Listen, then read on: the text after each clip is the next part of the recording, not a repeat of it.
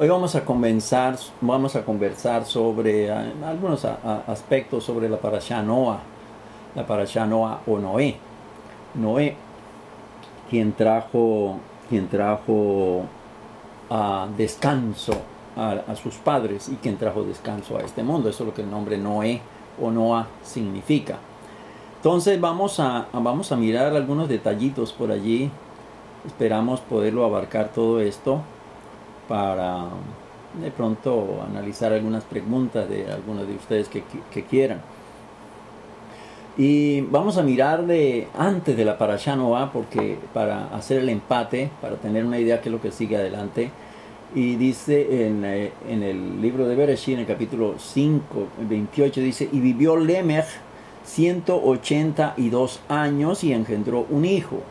Es decir, a los 182 años él engendró a Noah. Vayehi Lemech Stayim Ushmonim Shana Umeat Shana Bayolet Ben. Y le llamó de nombre Noé o Noah, diciendo: este nos dará descanso de nuestras obras y del dolor de nuestras manos, a causa de la tierra que maldijo el Eterno. Vayikra el Shemo Noach lemor se menachamenu Mimasenu umetzibon yadeinu min hadama asher erara Adonai. Dice que del dolor de nuestras manos y a causa de la tierra que maldijo el Eterno. Entonces, fíjense ustedes que ya Lemech pues estaba recibiendo como proféticamente la visión de qué era lo que iba a ser su hijo.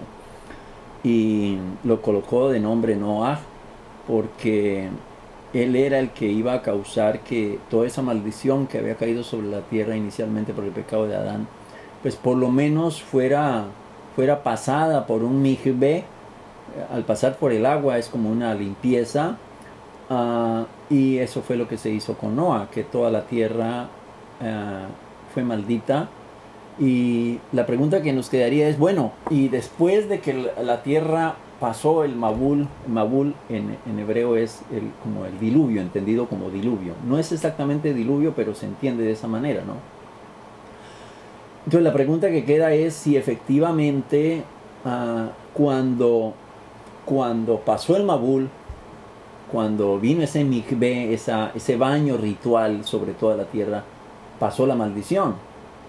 Y pues hay comentaristas que dicen, pues basados en lo que está diciendo Lemech, pues probablemente que sí, pero de acuerdo a lo que nosotros vemos en la vida nuestra, pues hombre, pues quién va a decir no, pues estaba viviendo en una tierra de bendición cuando pues para arañar la tierra, ¿no? Y sacarle provecho para tener que comer, pues me queda tan difícil, ¿no? Porque antes, pues Adán y Eva se iban de paseo por el parque y comían y manzanas y peras y uvas y lo que fuera, y comían y se satisfacían, no tenía ningún problema. Nosotros ahora no, nosotros pues nos toca duro, nos toca difícil la situación. Entonces, realmente pues no tenemos una respuesta si efectivamente cómo obró ese Mabul, en el idioma secular dirían ese bautismo, ¿no es cierto? Ese pasado por las aguas de la tierra cuando Dios decretó ese Mabul. Y dice enseguida: y vivió Lemech después que engendró a Noé 595 años y engendró hijos e hijas, ¿no? Engendró hijos e hijas. Entonces, otra pregunta: ¿por qué nada más Noah se salvó él con su esposa y su familia? ¿Por qué no su mamá, su papá, sus hermanos y sus hermanas? Porque estamos viendo aquí que tenían hermanos y hermanas. Y si vamos a ver, pues eran bastantes. Eso no eran 3 hermanos o 4 hermanos o 10 hermanos. Eso eran 20, 30, 50, 100 hermanos, ¿no? Porque pues esa gente era prolífica, vivieron muchos años y pues, supuestamente pues cada año la mujer paría, tenía hijos, a veces gemelos, y pues imagínense ustedes, ¿no? Entonces, ¿qué pasó con la familia? Noah no los atrajo, Noah no los convenció de lo que venía por encima. Terrible. Pero esa es otra pregunta que queda en el tintero, ¿no? Y pues por eso muchos le endilgan a Noah que realmente en la diferencia que se hace de Noah, que dice que Noah caminó con Dios con relación a Abraham, que la Torah lo refleja de una manera diferente, es que Noah como que Rambán, por ejemplo, creo, si mal no recuerdo, Rambán opina, si no es Rambán o es Ibn Ezra, que opina que realmente Noah no era que creía mucho que realmente el diluvio iba a venir, ¿no? Entonces, eso es sorprendente, porque Hashem le puede hablar, pero a veces de pronto sentimos la voz de Dios que nos habla y nos dice, oye, va a pasar esto. Y no, pues eso fue yo que estaba soñando. La presión, el estrés, eso me causó que yo pensara que va a ocurrir esto. Y el pobre hombre pues se dedicó a la tarea de construir esa arca tan grande. Pero a la final como que tampoco la fe de él, como decíamos nosotros, el bitajón de él, no era que digamos que bruto, ¿no? Porque pues como digo, muchos de nuestros sabios, de nuestros rabinos nos informan que realmente él no creía ni siquiera en su propio mensaje. Entonces, escasamente se salvó él y su familia, ¿no? ¿Pero por qué? Pues porque Dios necesitaba la proliferación de la raza. Y lo menos que podía hacer pues era Noah, que era, se dice, justo, un sadik, pero era por lo que era de lo menos peor que había en la humanidad en ese momento, ¿ya?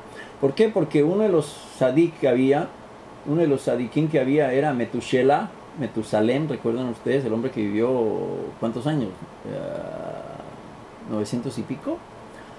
Y pues la historia y la Torah oral nos dice que Metusalem murió 7 días antes del diluvio, ¿no? Dios lo llamó a Metusalem 7 días antes del diluvio. Por eso fue que Dios demoró 7 días el diluvio, para que se hiciera la Shiva, el periodo de duelo por Metusela. Entonces, pues curiosamente nos encontramos con esto, con que Noah también tuvo hermanos y tuvo hermanas, y hombre, pues yo en mi casa, pues yo he tratado de, obviamente, yo comparto mi Torah con mis hermanas, mis hermanos. Algunos pues tratan de seguir de una manera más constante la Torah, otros, ok, está bien, la reciben y pues ahí medio caminan. Otras hermanas son más dedicadas, ¿ve? Pero es decir, uno está compartiendo. Ahora pues yo no sé en el caso de Noah, porque no vemos ninguna hermana, ningún hermano que haya venido con él al arca, ¿no? Y lo que nos está hablando aquí la Torah es que Lemech dice, después que engendró a Noé 595 años, ¿no? Vivió 595 años. Entonces fíjense ustedes, dice, y vivió Lemech 182 años, ¿ya? 182. Y dice que vivió 595 años. 595 menos 182, hagan la resta. Pues tenemos un jurgo de años, como 300 y pico de hijos que pudieron haber parido su mujer, ¿ya? Bárbaro. Y ninguno de esta gente la vemos en el arca, ¿no?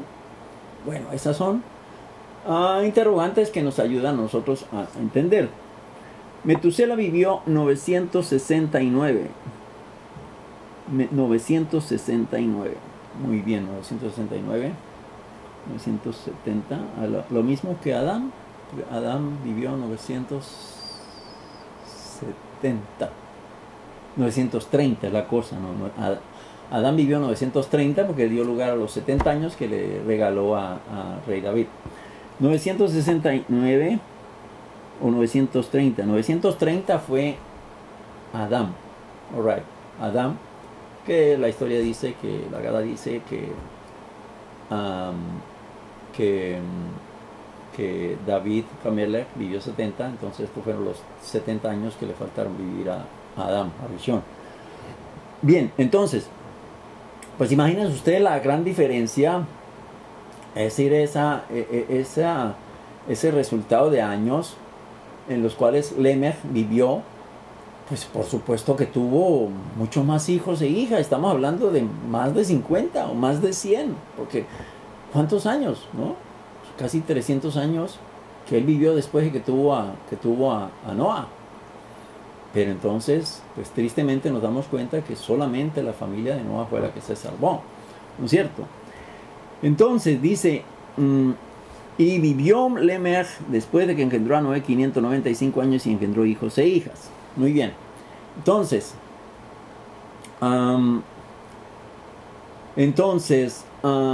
dice el verso 6, verso 6.1 dice, y fue cuando comenzaron, ahí nos vamos a saltar, dice, fue cuando comenzaron los hombres a multiplicarse sobre la faz de la tierra, y les nacieron hijos. Dice, Vayehiki Ejel Haadam Larrob al Penei Haadama Ubanot Yuledu Lahem. Dice, a ver, dice en hebreo, dice,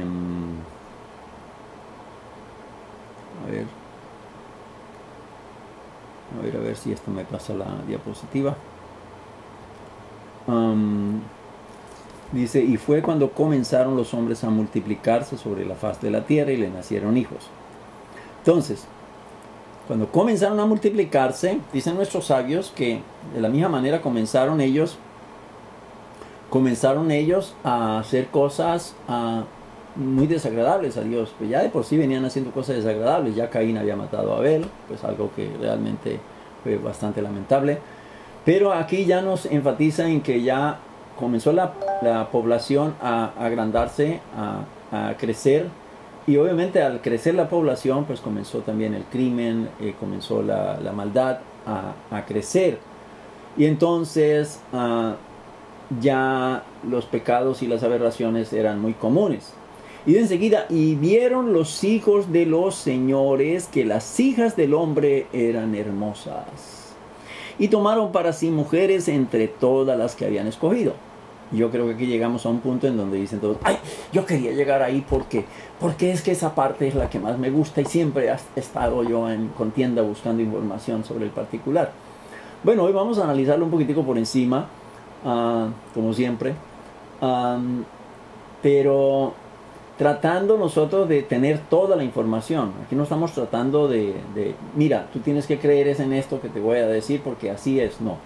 Aquí estamos analizando información. Entonces, ¿qué es lo que nos dice la información sobre el particular?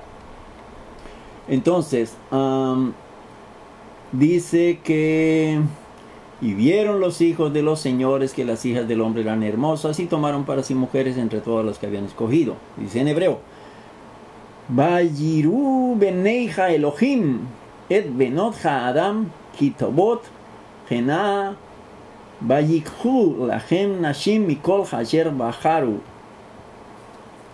Dice beneija Elohim. Hay una palabra ahí que es hay una palabra ahí que es bastante interesante porque está hablando de Benei Ha-Elohim. Benei Ha-Elohim. ¿Ok? Y aquí pues la tenemos en la traducción hebrea que normalmente usamos, nuestros traductores la colocan en mayúscula, Benei Ha-Elohim, como indicando los hijos de Dios, ¿no? Los hijos de Dios. Pero entonces vamos a mirarlo, vamos a analizarlo. ¿Qué es lo que nuestros sabios nos han querido decir con eso? Elohim, como ya sabemos en hebreo, es el plural de Eloah. Eloah es Dios, pero puede ser Dios, Dios que yo creo o el Dios que Paquita Mendieta cree, ¿no? Que cristiano, cristiana o islámica o budista, lo que sea. Entonces, Eloah es Dios. Esta palabra es singular cuando se refiere a Dios creador de todo y significa igualmente jueces o señores, ¿no? O los magistrados o los que están en el curubito, los que están en autoridad, ¿no? Como en Éxodo 21, miremos en Éxodo 21 qué es lo que dice. A ver, Éxodo, a ver si encontramos aquí Éxodo, ¿dónde tengo Éxodo? A ver, que no lo tenía a la mano. A ver, Éxodo. Ops. Dice Éxodo 21, vamos a mirarlo, dice 21, dice 21:30, dice 21:30, dice 21:35, 21:34, 21:30, dice 21:30, pues es 21:30, cuando se evalúe un rescate contra él, pagará el rescate de su vida conforme a todo lo que le fuera evaluado, ya sea que haya corneado un niño o una niña conforme a la ley le será hecho. Bueno, la verdad yo no sé si es correcto, creo que es incorrecto. Eloa, entonces, como les digo, significa Dios. Parece que es incorrecta la cita. Bueno, ya luego la verificaré bien porque hoy no la pude verificar. Y ahorita me estoy dando cuenta. Entonces, significa igualmente jueces. Este es muy común, ¿no? Cuando en la Torah a veces habla de Elohim, utilizando la palabra en minúscula, pero si utiliza Elohim, es indicando jueces, o los dignatarios, o los gobernadores, ¿no? La idea es eso, los que gobiernan, ¿sí? Los que están sobre autoridad. Dice también como en Salmos 82:6, miremos en Salmos 82:6 a ver si esa no está equivocada. Dice Salmos 82:6,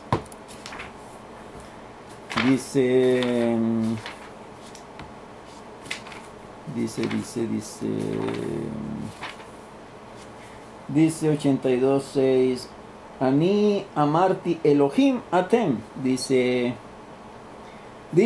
mire, póngale cuidado porque dice, si ustedes la tienen ahí, dice, yo dije, vosotros sois jueces. ¿Ve? Aquí en Salmos sí le encontramos con esa acepción, está indicando es jueces, pero está hablando de Elohim, ¿no? Y si miran ustedes la palabra aquí en hebreo, miren, aquí está en hebreo, ¿sí? Aquí está en hebreo, no sé si lo alcanzan a ver bien, ¿sí? Aquí Elohim dice, Ani amarti Elohim atem une Elion kulechem, dice, yo dije, vosotros sois jueces e hijos del Altísimo sois todos. Vosotros sois jueces e hijos del Altísimo sois todos. Fíjense ustedes aquí que el rey David está como dándonos una idea sobre qué es lo que se refiere a Elohim, ¿no? Lo que recuerdo yo en el libro de Shemot es que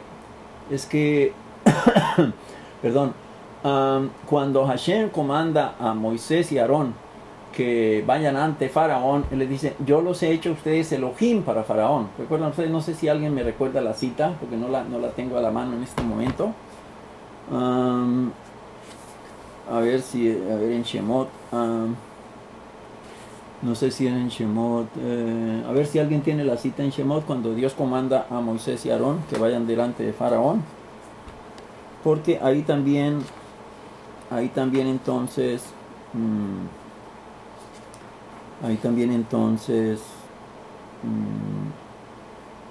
después vinieron Moshe y Aarón y a ver, si alguien tiene la cita.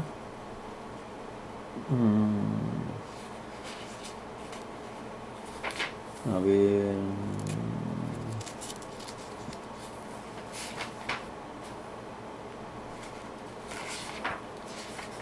ver, bueno, se las dejo pendientes la cita. Yo creo que después de que lo edite, Shemot 7.1, muéstrenme a ver si es Shemot 7.1. A ver, gracias. ¿Quién me lo escribió? Fabián. Shemot 7.1. Vamos a ver 7.1. Vamos a ver qué dice aquí. Dice, y el Eterno dijo a Moshe, mira, te he hecho amo del faraón. Oh, creo que sí. Entonces, dice, correcto. Entonces, Elohim, le faró. Correcto. Entonces, aquí también está usando la misma expresión. Elohim 7.1. Entonces, yo creo que aquí la podemos corregir. Es 7.1. La debemos dejar ahí en la diapositiva, porque la diapositiva se ve como Éxodo 21. Entonces, perfecto, gracias Fabián, para tenerlo en cuenta. 7.1 ahí nos está diciendo que Él los hizo como Elohim, como dioses para Faraón, para Faro, porque pues era muy fácil para Faraón entender que alguien que venga con un poder especial, estos son dioses, hay que rendirles reverencia. ¿Se dan cuenta? Porque ellos eran pues dados a ese tipo de cosas. Entonces, para que vayamos entendiendo lo que la palabra Elohim, todas las ramificaciones que nos pueden ayudar a entender, bueno, qué es lo que la Torah realmente nos estaba tratando de decir. Entonces, hablando de jueces, hablando de dioses en minúscula, hablando de señores, hablando de, ¿cómo dice aquí? Aquí utiliza la palabra, dice, mira, te he hecho amo del faraón, amo, ¿no? Amo o señor del faraón. Entonces, fíjense ustedes que es una connotación de altura, de caché, de prestigio, no es una connotación de un diosecito por ahí falso o lo que fuera. Entonces, también en Salmos, vuelvo y lo repito, ahí el rey David también nos da una idea sobre qué Elohim. Es decir, nosotros somos Benei Elohim, somos hijos del Eterno. ¿Cómo es que lo dice en Salmo? Dice, Ani amarti Elohim atem.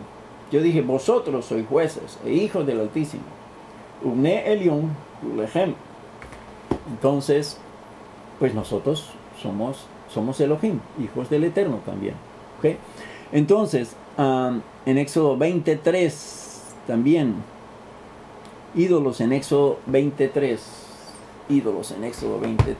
Yo voy a separar aquí esta. A ver cómo le hago. A ver. Éxodo 23, a ver qué me dice Éxodo 23. Dice, no tendrás dioses ajenos en mi presencia. Entonces aquí lo está utilizando como Elohim. Dice lo Hashem lecha Elohim. Aharim. No tendrás dioses ajenos en mi presencia. El Panei. También la expresión que está utilizando aquí es Elohim. Entonces ya ahí tenemos bastante material para entender que Elohim, cuando la Torah lo está usando, tenemos que considerar qué trasfondo es el que tiene, qué es lo que está considerando a su alrededor para poder nosotros comprender el mensaje que está utilizando. Entonces, en Éxodo 23 también lo estamos mirando como jueces, como amos, como señores, como mandatarios, etcétera, etcétera. Según Rashi, en este versículo significa hijos de los señores y de los jueces, o ángeles también, ¿no? Entonces, también podemos encontrarnos como que se pueda referir en algún pasaje a ángeles. Pero entonces, allí nosotros, la capacidad nuestra tiene que salir es para analizar en qué contexto la Torah me está hablando, para yo entender a qué Elohim se está refiriendo, ¿ya? Cuando habla el ángel del Eterno, por ejemplo, o el Eterno habló, ¿no? Si era verdaderamente el Eterno mismo, era un ángel del Eterno o era un enviado. Entonces, todos esos contextos siempre tenemos que tenerlos en cuenta. No coger la traducción literal para tratar de influenciar una audiencia en lo que yo estoy considerando que quiero influenciar. No, de ninguna manera. Entonces Rashi pues también lo refiere como a hijos de los señores y de los jueces. De todas maneras siempre va a ser alguien que está arriba, alguien en autoridad. En el caso de otras versiones, recordemos que dentro del judaísmo hay una gama el judaísmo es polifacético, hay una gama de pensamientos muy grande. Entonces en la versión de Onkelos y en la versión de Jonathan Ben Uziel, lo traduce como Beneja Elohim, como los hijos de los grandes. Los hijos de los grandes. ¿Ok? Entonces ya tenemos ese contexto. ¿Quiénes eran estos? ¿De quiénes nos están hablando? Alright. Entonces, dice, según algunos también se trataba de ángeles caídos. ¿Por qué? Porque pues también hay el pensamiento judío que creen que hubo ángeles caídos, que hubo una totazón allá arriba en el cielo, ¿eh? Comenzaron a tirarse las sillas, los zapatos, etcétera. Bueno, ya no hay sillas ni hay zapatos, ¿no? Pero parece que hubo una rebelión, según el concepto de algunos, ¿no? Son dados más bien al babilonialismo, ¿no? Yo me aparto de eso, ¿no? Ustedes ya me conocen mi posición. De los tales ángeles caídos, yo no comulgo con eso. Pero hay algunos que consideran que se refiere a los ángeles caídos, ¿no? Josefo, por ejemplo, Josefo era muy dado a todo este tipo de cosas, ¿no? Y a señales y que si la tarde se puso roja o muy roja, entonces eso era seña de que Dios iba a estarles hablando, como sucede en los libros que él escribe. Entonces, cuando vimos Génesis en 6:04 dice, se refiere a titanes. 6:04 dice titanes. Nefilín, en hebreo literalmente significa caídos, literalmente. Ellos fueron llamados así porque ellos eran los hijos de los ángeles caídos, dice Targum Jonatán. Ver en Números 13:33 también. Otros lo traducen como hijos de los gobernantes o jueces, Targum Rashi. La nota en Génesis 3:05. Estas notas es para que ustedes vayan a la página de Shalom Javerín, donde está la Torah. Vayan ustedes allí en el link donde dice Torah. Y allí van y dice, hay dos secciones. Una que es donde está por Parashot, por la Parashá semanal, y otra que es donde está por capítulos. Donde está por capítulos también.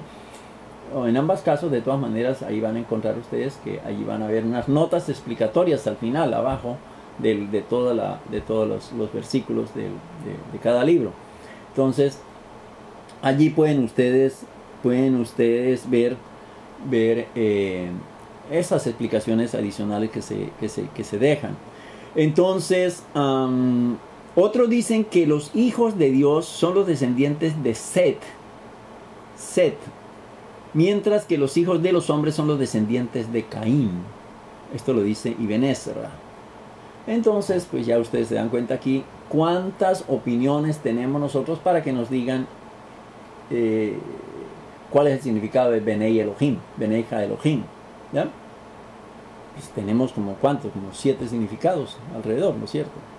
Entonces, ya ahí tenemos un poquito de información, ya ganamos información para que, pues, que cualquiera que venga a limpiarnos, a lavarnos el cerebro, un momentico, esto puede significar esto, aquello, lo otro, etcétera, etcétera, etcétera.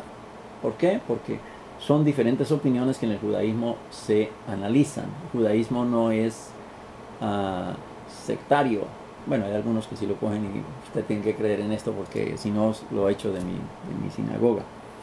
Muy bien, entonces ya con estas ideas, con estos significados, pues ya nos podemos ir a acercar a un entendimiento más global, más interesante sobre lo que dicen nuestros sabios de cabecera, como yo les llamo, a Ramban, a Rashi. Dice Ramban que al haber comenzado a multiplicarse, también comenzaron a pecar durante muchos años, hasta que Noah tuvo 480 años de edad. Entonces, pues no fueron 2 años, no fueron 7 años, no fueron 50, fueron bastantes años que la gente comenzó a fregar y a fregar y a fregar. Entonces ya cercano a los 480 años, entonces el santo bendito Hashem se dijo que ya no contendería más con el hombre y que prolongaría sus días hasta que la medida de su pecado estuviera completa, es decir, llena, midá keneged midá, es decir, de acuerdo a la medida que me das, medida te voy a dar. Entonces, allí es cuando dice, bueno, ya los días del hombre van a ser 120, es decir, 120 años. Pero bueno, hay que aclarar, no es que Hashem está diciendo que la edad del hombre en adelante va a ser 120 años y cuando cumpla 120 años, ¡pip!, le llegó la pelona y lo mató. No, eso es incorrecto. Dios está hablando allí es que los días, a partir de este momento, vale decir, oye, hoy aquí estamos, hoy es 10/8, hoy es 8 de octubre. A partir de hoy, del mes décimo de octubre, van a correr 120 años, ¿no? Es un chance que le voy a dar al mundo, a la población del mundo. A ver si de pronto corrigen su camino, ¿no? Y si corrigen su camino, maravilloso. Entonces son 120 años que nos da desde el momento en que Él hace el decreto, hace el juicio, hace el veredicto. Es decir, yo decreto hoy, a partir de hoy tienen 120 años para que ustedes van a decidir su propio futuro. O si no, les va a llegar la pelona, va a llegar un diluvio, va a llegar un Mabul, todo esto va a ser un cataclismo, esto va a ser bárbaro, esto no va a ser jueguitos de un tifón que va a venir o va a venir Ingrid a las costas de México. No, esto va a ser algo más grande.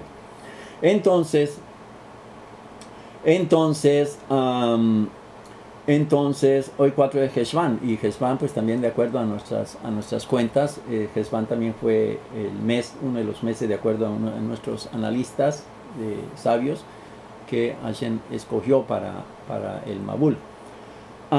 Entonces coge 120 años como plazo, no para que viva el hombre, porque ha habido hombres que han vivido 135 años después de esos decretos, ¿no? Y 125 años también. Abraham mismo, recuerdan ustedes, ¿no? No, pero ya Abraham Abraham viene, sí, claro. Abraham todavía no había vivido, si no hubiera muerto en el Mabul.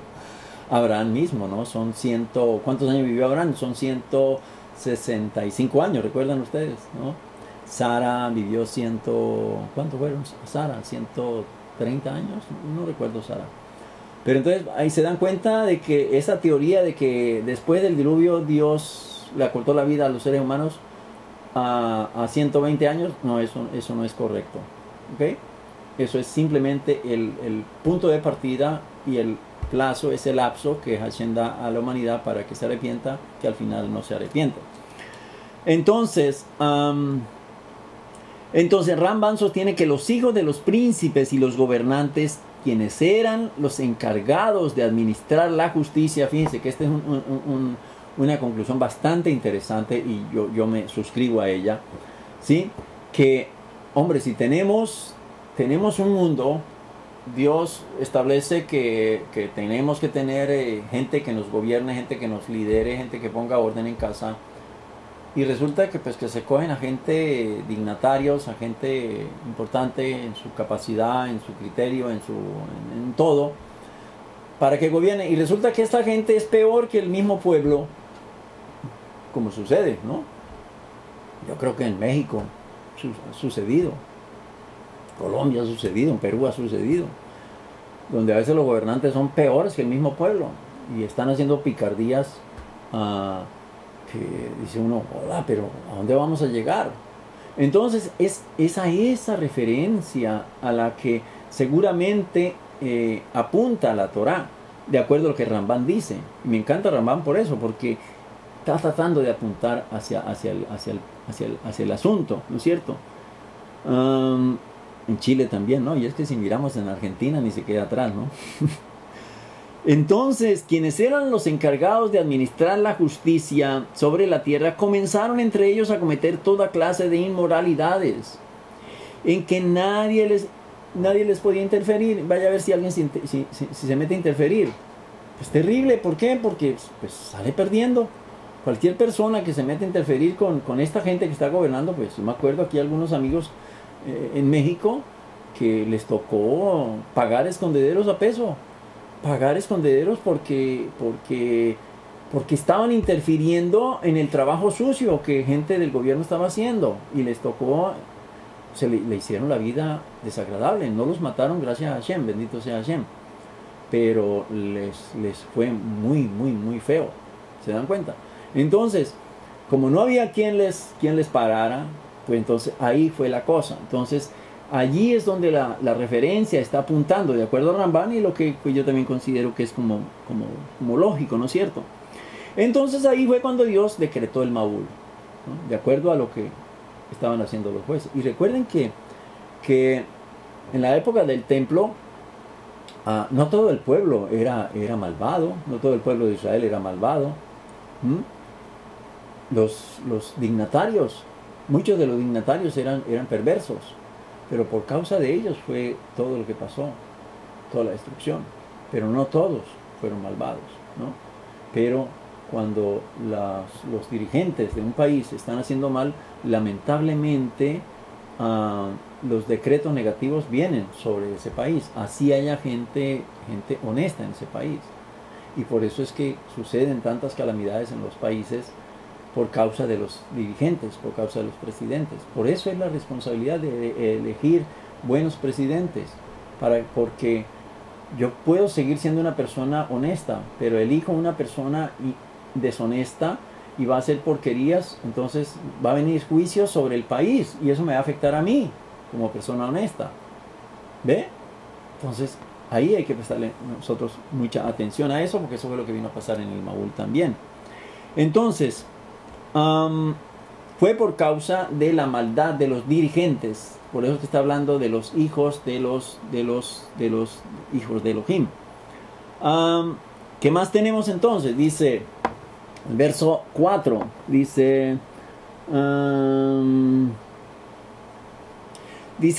los gigantes estaban en la tierra en aquellos días, y también después cuando conocieron los hijos de los señores a las hijas del hombre, y les parieron hijos. Estos fueron los valientes que siempre hubo, varones de fama. Entonces, está hablando de los nefilim, ¿no es cierto? Hanefilim hayu ba'ares, vayamin hachem begam achareichen, asher yabu benei Elohim el benot ha'adam, be yaledu lachen gema hagiborim asher meolan anshei Hashem. Entonces, les parieron hijos a las hijas de los señores y las hijas del hombre, es decir, a los hijos de los príncipes, a estos dignatarios, pero también al mismo tiempo existían nefilim, existían gigantes. Pues yo lo considero que es título informativo que nos está dando la Torá sobre ese particular. Entonces, estos nefilim, pero no eran gente, pues tampoco que digamos de 10 metros, ¿no? Cosa por el estilo, ¿no? Podemos ver, por ejemplo, un resultado de nefilim, como el caso de Goliat, que peleó con David, que era alrededor de 3 metros, ¿no? Si mal no estoy. Entonces, estos gigantes también se encontraban sobre la tierra. Y estos fueron los valientes que siempre hubo, varones de fama. Rambán dice, Rashi comenta, ellos se llamaron nefilim porque cayeron, naflu, y causaron la caída, hipilu, del mundo. Esto se encuentra en Bereshit Rabban 26:16. Los maestros de la lengua, dice Rambán, dicen que ellos, los nefilim, fueron llamados así porque el corazón de los hombres temió frente a ellos. Lo mismo aplica a la palabra haimaim. Eima significa terror. Entonces, Eimin induce al terror en los corazones de aquellos que los vieron. Y miremos qué más nos dice Rashi. Esto nos está hablando Rambán. Ahora, esto es el 6.4, ¿no es cierto? Este Shemot. Miremos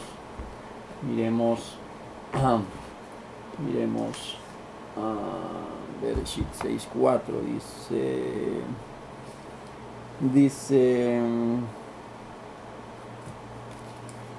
Dice, a ver si alcanzo a leer aquí.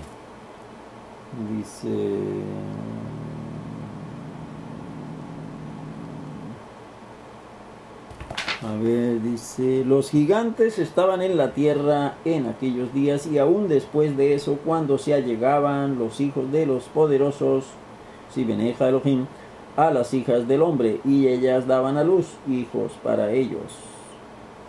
Ellos fueron los hombres fuertes de antaño, varones de renombre. ¿Qué nos dice Rashi sobre el particular? Entonces, miremoslo. Dice, los gigantes fueron llamados nefilim en alusión a que cayeron, naflu, y derribaron al mundo. Y en la lengua hebrea la palabra nefilim significa lo mismo que la palabra gigantes, es decir, los que derribaron o los gigantes. Pero pues fíjense ustedes que la palabra se está refiriendo es algo que derribaron, que hicieron caer. Entonces, pues bien pudieran ser gigantes o bien pudiera estarse refiriendo a los que hicieron caer al mundo, ¿ya? Porque es la misma palabra, como está diciendo aquí Rashi, que está aclarando. Nefilim, dice, en la lengua hebrea, Nefilim significa lo mismo que la palabra gigantes, ¿ya? Anakim, o los hijos de Anak, significa igual, gigantes. Entonces dice, y en aquellos días, es decir, en los días de la generación de Enosh y de los descendientes de Caín. Y aún después de eso, es decir, a pesar de que habían visto la extinción de la generación de Enosh cuando subió el océano e inundó un tercio del mundo, ¿qué es lo que está diciendo Rashi aquí? Que previo a este Mabul, a este diluvio grande que hubo, había habido un diluvio también en la generación de Enosh, y cubrió un tercio, dice un tercio de la tierra.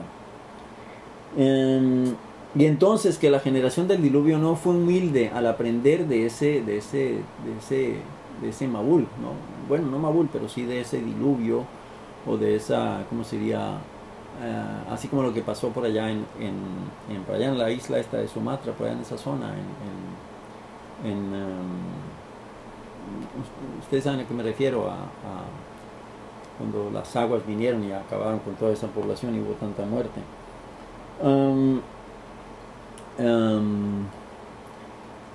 Entonces dice que en la época de Enosh, en la generación de Enosh, pereció mucha gente también, pero ellos, la generación de Noah, no, pues como que no le prestaron mucha atención a eso y siguieron haciendo maldades.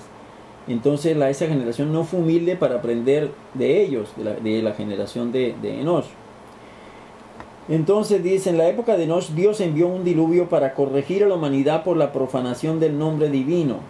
Y en la época de los descendientes de Caín, envió otro diluvio al mundo para exterminar a su descendencia. Entonces fíjense que antes de eso, a ver si ya hemos tenido 3, ¿no? El más grande, el Mabul, el de Noah, pero antes teníamos el de la generación de Caín y luego el de la generación de Enosh, de acuerdo a lo que nos están diciendo nuestros sabios. Y que por supuesto después de eso la raza humana siguió pecando. Entonces dice que cuando se allegaban ellas daban a luz gigantes como ellos, los hombres fuertes en el sentido de rebelarse contra el omnipotente. Dice varones de nombre, se refiere a aquellos que fueron designados por sus nombres, como Irat, Mehuyael, Metushael, los cuales fueron llamados así en alusión a su perdición, pues fueron borrados y desarraigados. Otra explicación de la expresión eran hombres de desolación, pues desolaron al mundo con sus malos actos. Entonces, pues ya como estamos viendo, pues realmente la Torah nos está indicando es que pues, gente importante que sucedió en esa época, pero que lamentablemente pues no aprendieron de sus errores, de los errores de sus antepasados, y por lo tanto pues si Dios le manda a uno un aviso y uno se hace el de la vista gorda, como decimos, pues el segundo aviso que seguramente le vaya a mandar va a ser más fuerte. Y si no entiende, pues viene la destrucción. Eso fue lo que pasó con estas generaciones, que en la época de Caín, pues mandó un diluvio para llamar la atención, porque imagínense usted, ya en la época de Caín, pues Caín había matado a su hermano, ya se había conocido la muerte entre los seres humanos, y manda un diluvio, y luego en la época de Enosh siguió la gente pervirtiéndose.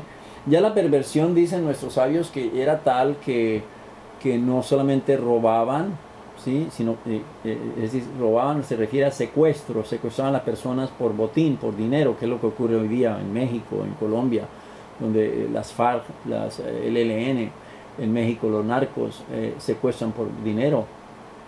sucedió mucho también en Perú con Sendero Luminoso y en todas partes donde ha habido todas estas lacras de residuos de comunismo que se valen es de esto para hacer dinero, el secuestro. Eso fue uno de los delitos mayores que Dios consideró en esta época para borrar a la humanidad, en la época del diluvio, del Maúl.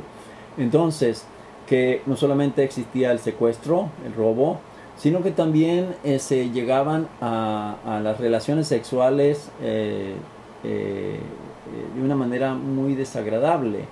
Y ya no solamente eran entre los seres humanos, sino entre animales también, es decir, los seres humanos con los animales. Entonces por eso fue que Dios también dictaminó que los animales también perecieran en el diluvio, ¿no? Y afortunadamente pues los que se salvaron fueron los peces, ¿no? Y los que salvó Noah en el arca. Entonces ya entramos en materia en lo que nos está hablando a nosotros de el arca. ¿Qué nos dice la Kabbalah sobre este incidente? Y es interesante notarlo. Nos dice la Kabbalah que cada judío tiene un nefesh habahamit o habahamit, ¿no? Tomando las palabras que se pronuncian en Askenazí. O sea, un alma animal. Y también un nefesh ha-elokit, un nefesh divino, un alma divina. ¿Okay?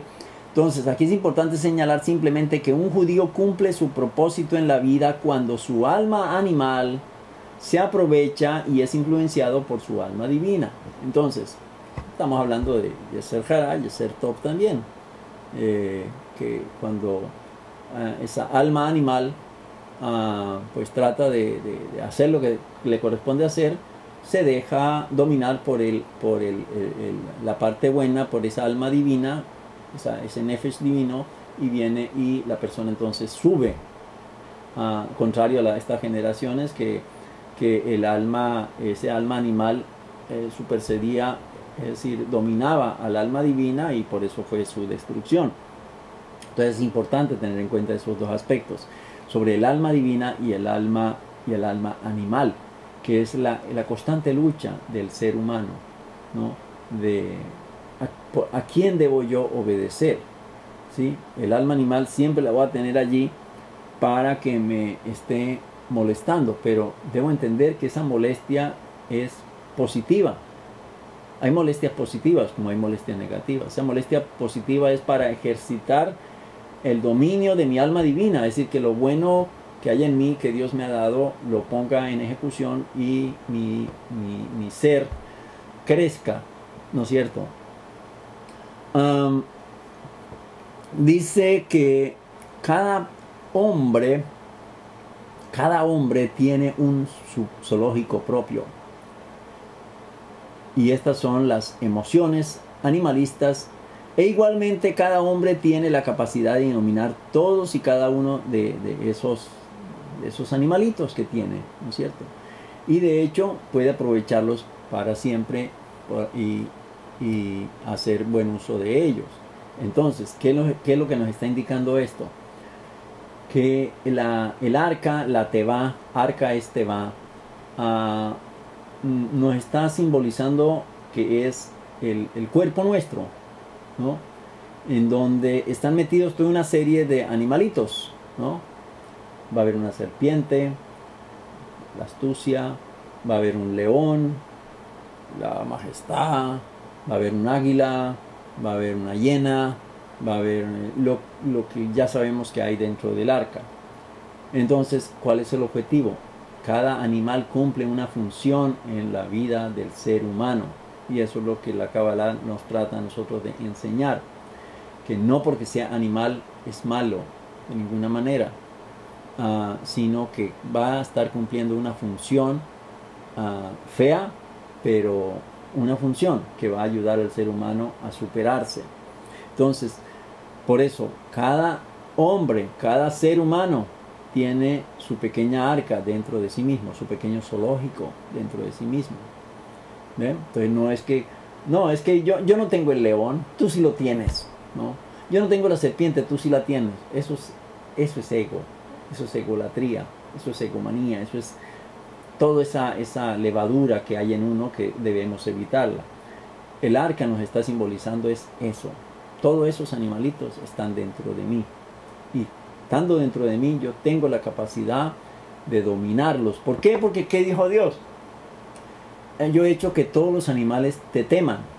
Pero resulta que yo soy el que le temo a ellos, ¿no? Si una mujer, de pronto, la mayoría de mujeres lo digo pues porque siempre lo veo uno en las caricaturas, que ven un ratón y ¡ay! Dios mío, qué algarabía la que hacen y se suben encima de las mesas. ¿Por qué no pueden ver un ratón, no? Entonces el miedo del ratón que estaba supuesto a tener de la mujer, pues la mujer lo cogió del ratón. Entonces el ratón por allá, ¡ja, ja, ja, ja! Miren cómo la puse yo. ¿Ve? Entonces supuestamente todos estos animales están supuestos a tener temor de nosotros, de mí, de cada uno de nosotros. No yo de ellos, ¿no? Claro que si me van a meter a mí en una jaula ya con un león, pues yo lo voy a pensar dos veces, ¿no? Porque un león hambriento, pues yo creo que sería yo presa agradable, ¿no? Bueno, yo no tanto, pero sí los gorditos. Entonces, ya aquí vamos dándonos cuenta qué es lo que realmente la Teva, el arca, nos tiene guardados a cada uno de nosotros, que es ese regalito que Hashem nos ha dado. Entonces,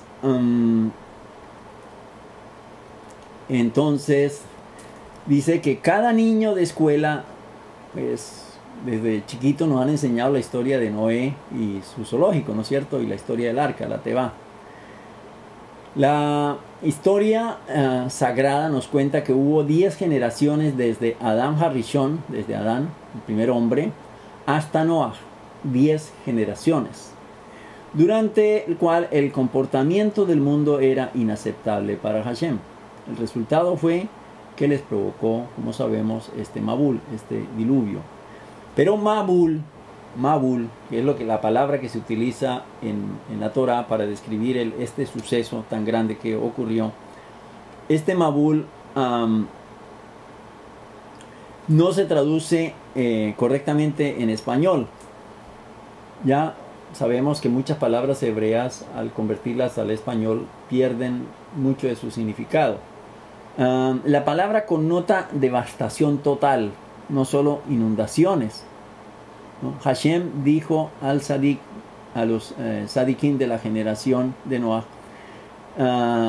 le dijo al Sadik Noah, Sadik de la generación, ¿no? Ya como dijimos, pues era lo menos malo que había en ese momento. Y le dijo que construyera un arca, una teva, para albergar a su familia y algunas especies que él pretendía que iba a salvar. Por supuesto, pues que ya los dinosaurios pues tenían que olvidarse de la teva porque pues eran demasiado grandes y no había lugar para ellos. Por eso pues seguramente la extinción de los dinosaurios vino en la época del Mabul. Entonces le dijo que construyera un arca para albergar a su familia y las especies representativas del reino animal. Y la familia y los animales se salvaron porque estaban dentro del arca, dentro de la teva. Es decir, la teva vino a ser como la tabla de salvación, la roca de salvación de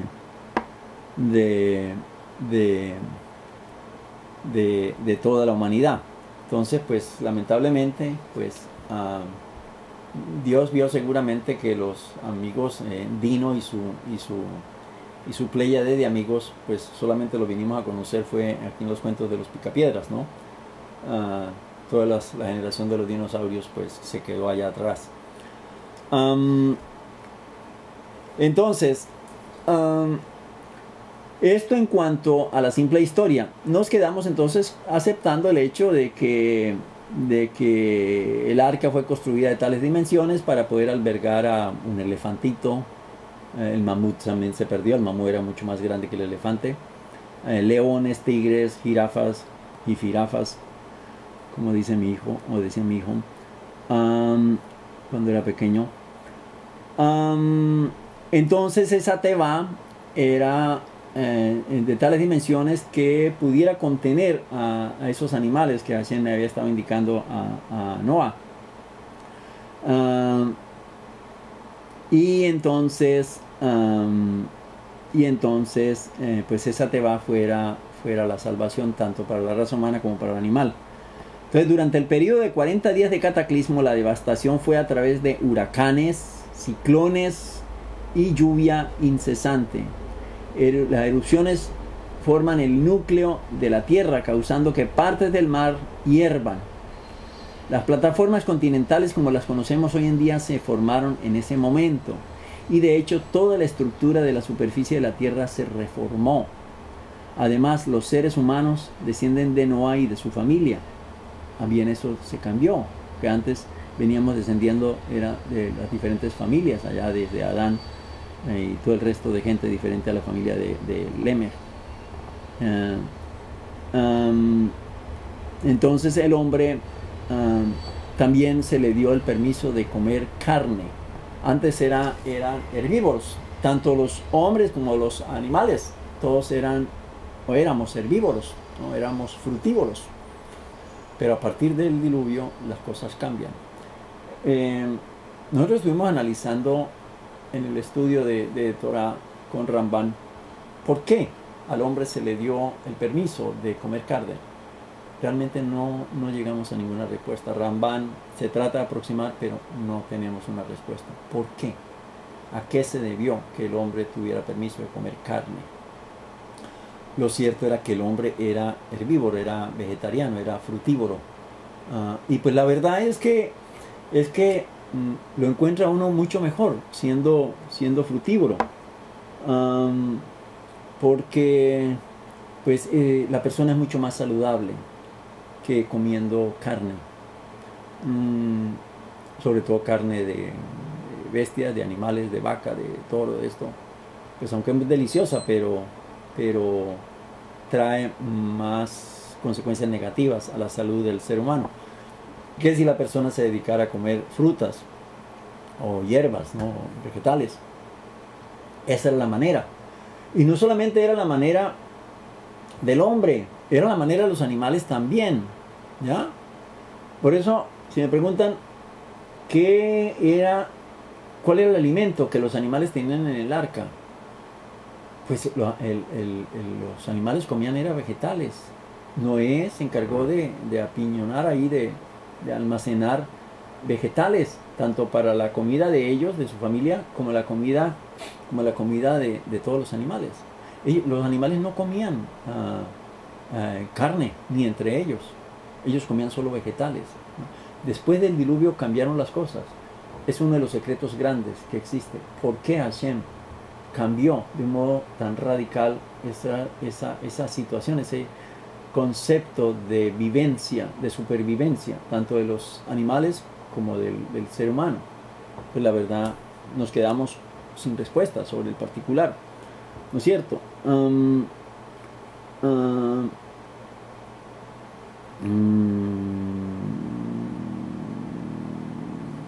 Entonces podemos tener muchas teorías acerca de por qué comieron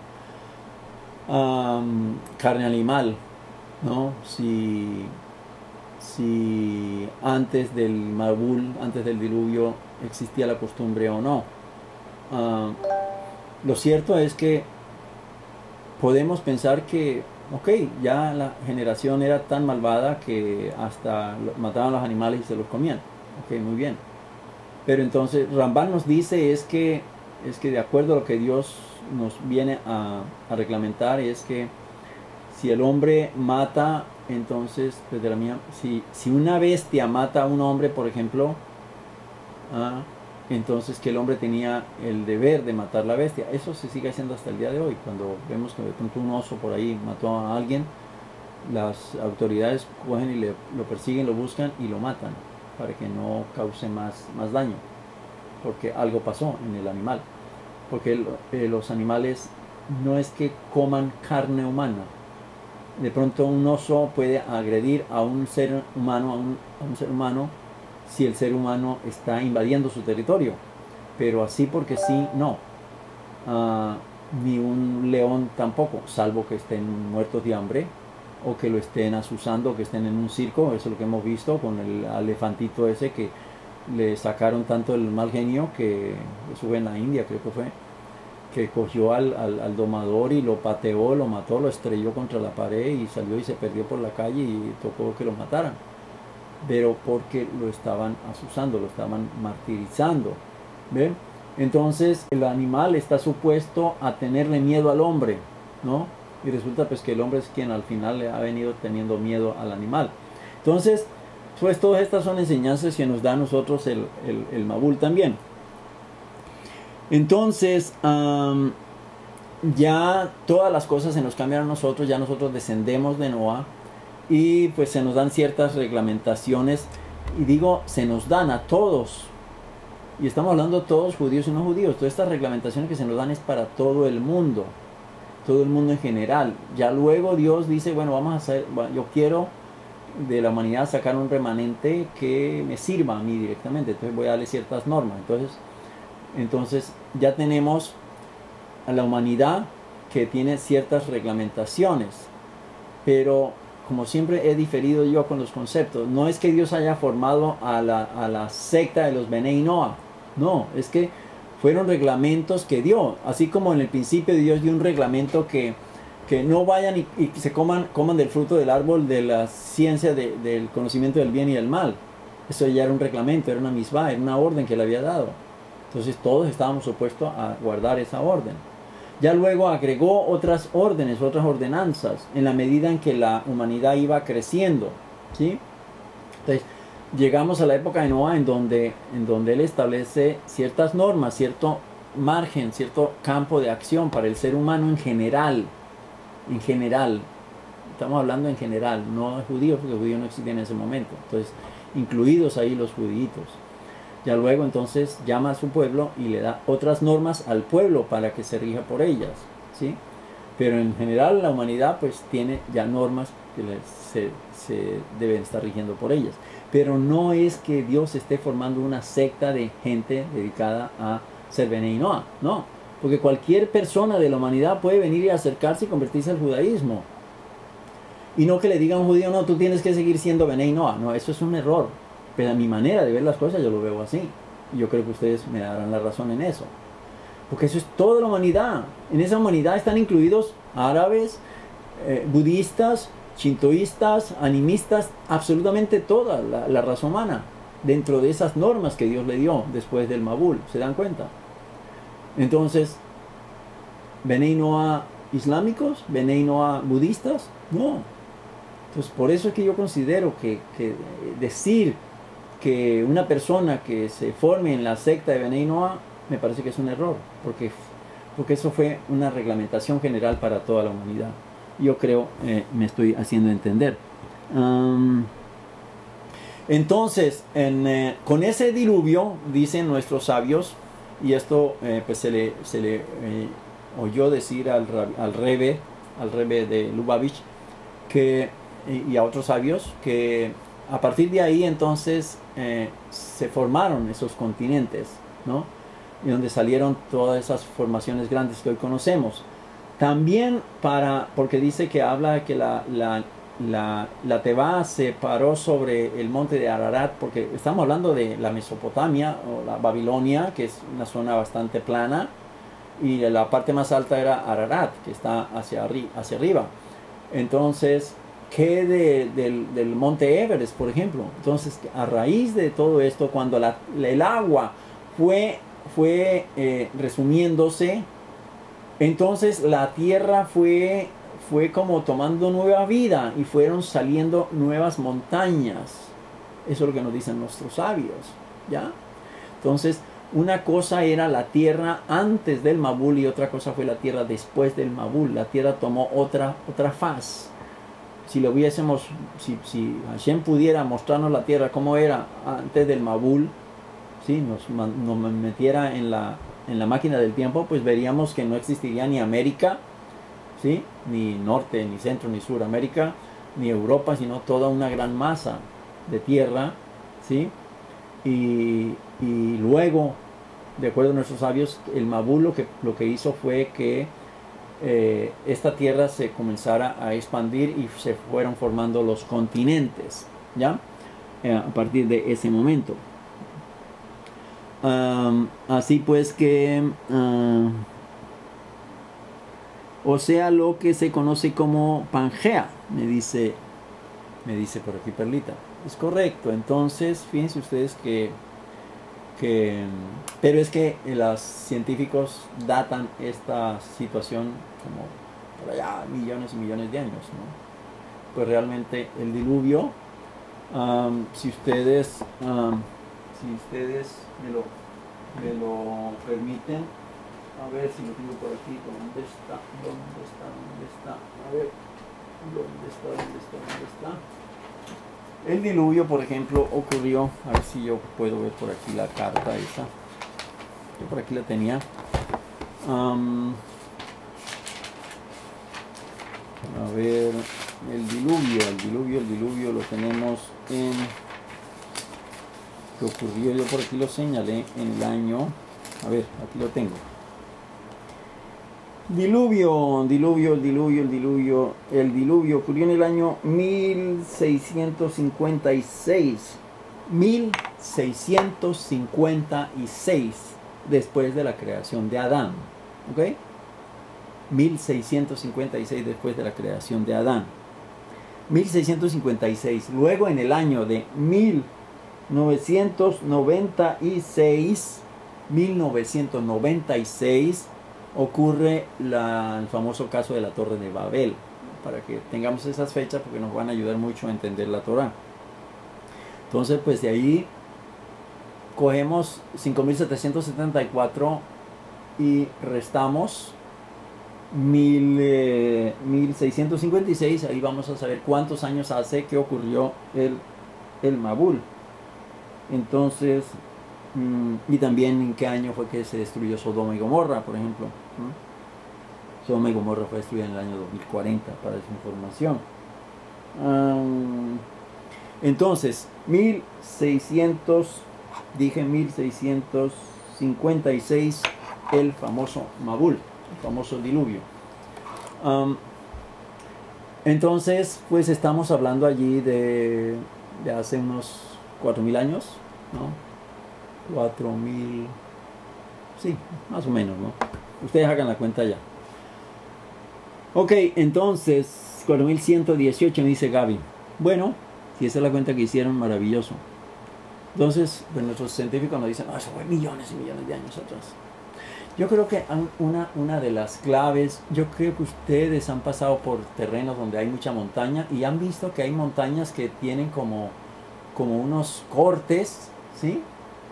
Y yo a veces cuando me tomo una tacita de café, así cuando llega el profesor Girafales a tomarse la tacita de café, ustedes se han dado cuenta que toma uno, por ejemplo, café con leche, y entonces tomó uno un poco, lo dejó ahí un rato, reposó, al rato volvió y tomó otro poco, reposó, y se da uno cuenta como que quedaron señales ahí en la pared del pocillo.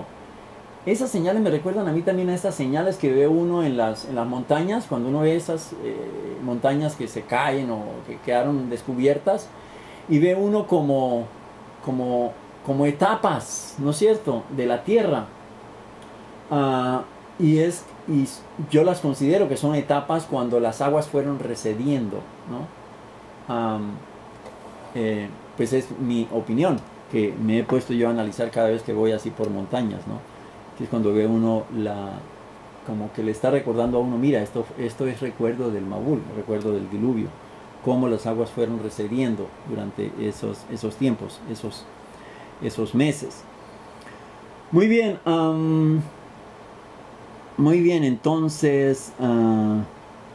entonces seguimos con nuestro análisis. ¿Qué tiene todo esto que afectar a un judío del siglo XXI? La Torá, que es eterna, es de aplicación universal.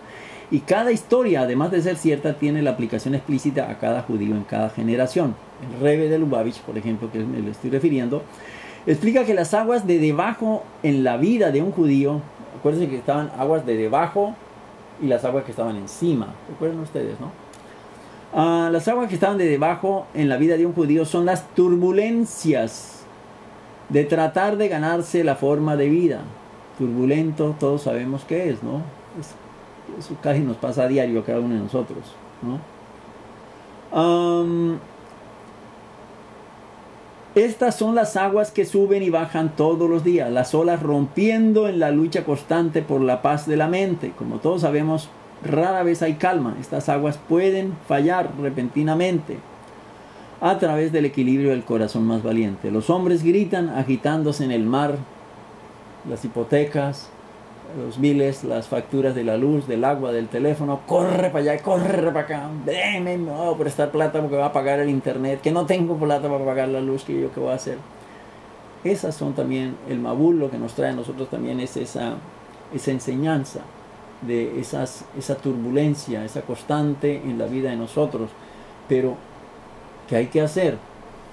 Entonces no nos equivoquemos, a veces las aguas son seductoramente atractivas y lo atraen a uno a deslizarse dentro, ¿no? Qué rico meterse en a nadar ahí dentro de las aguas, pero hay aguas en las cuales no podemos meternos a nadar porque son perjudiciales. Con todos los problemas que el bullicio de la parnasá es la manera de ganarnos el billete, con todo ese bullicio que eso trae por ganarse los dólares, hay una tentación de involucrarse más en su proceso. Entonces el cuidado que nosotros tenemos que tener cuando por ganarme yo la parnasá, la existencia, los dólares, me voy a meter en líos. Los judíos tontamente creen, dice el Rebbe del Wabish, que su salvación financiera se encuentra en bucear y luchar contra la corriente. La parnasá de un judío es una brajá, una bendición de Dios. Su única tarea es hacer un barco para esta bendición. Aunque está condicionada al esfuerzo, esta brajá se decide en Rosh Hashanah y es difícil de cambiar. El cambio en su caso se produce por el cambio espiritual, no un cambio en el mundo físico. Entonces, cada uno de nosotros, pues en Rosh Hashanah se nos da un dictamen, pero nosotros también podemos modificar esos dictámenes siempre y cuando nosotros hagamos teshuvah, hagamos tefilá, hagamos sedaká. Las famosas 3 T's que siempre les vivo yo repiqueteando. Entonces, el trabajo pues necesariamente tenemos que tenerlo, cada uno de nosotros. Sin él no hay barco para la brajá. El trabajo es el barco para la brajá, ¿ok? Para la bendición de Dios, la bendición de la parnasá, del dinero. El éxito financiero, sin embargo, se rige por las necesidades ambientales espirituales de la neshama, no el esfuerzo físico realizado para ganar dinero. Entonces, nosotros tenemos que fijarnos primero es en la neshama, en el alma, qué es lo que está ganando el alma, porque como consecuencia va a traer bendición de parnasá, bendición económica. Curiosamente, cuando mayor sea la existencia espiritual de un hombre, menor es la necesidad de su aportación física al rebusque de su sustento. Como ya la mayoría de los judíos están completamente confundidos acerca de esto, ellos están listos para saltar a las aguas, creyendo pues que metiéndose a cualquier negocio ahí van a tener éxito, y resulta que se van a meter en problemas, pero hay que saber distinguir en dónde es que nos vamos a meter. Y creen que si se van estrellando más por los problemas que tienen es porque van a ir más lejos, van a ganar más bendición, y ahí es donde se equivoca uno a veces. En realidad, dice el Rabé, las turbulentas aguas no son más que un medio para poner a prueba el compromiso de un judío a su Dios, a la Torah y a las misbot. Eso es lo que nos tratan de decir a nosotros las aguas de el Mabul. Como si no fuera suficiente, también hay que contender con las aguas de arriba. Estas son las pruebas y las tribulaciones que acompañan a ganarnos la vida espiritual. Las turbulencias aguas de abajo son el trabajo diario, el salir a la calle a buscar, a vender arepas, a vender lo que sea, ¿sí? Pero también hay otras turbulencias que son las aguas de arriba, que es la parte espiritual, es donde nosotros también tenemos que buscar más que todo. En este caso, un hombre se pone a tratar de hacer algo que vale la pena para la gente y comienzan a llegar las inundaciones, los problemas, llegan los diluvios, ¿no? Por querer hacer esto. Por ejemplo, lo hemos sufrido nosotros, hemos tenido muchos problemas para poder generar todo esto que estamos generando. No es fácil. La gente pensará, no, pero es que es fácil sentarse, estudiar y enseñar y todo esto. No, Es difícil, ¿por qué? Porque tiene uno que sortear una cantidad de situaciones, a veces la crítica de la gente que no le espera a uno, y resulta que entre más está uno involucrado haciendo un trabajo, resulta que la crítica también es más fuerte.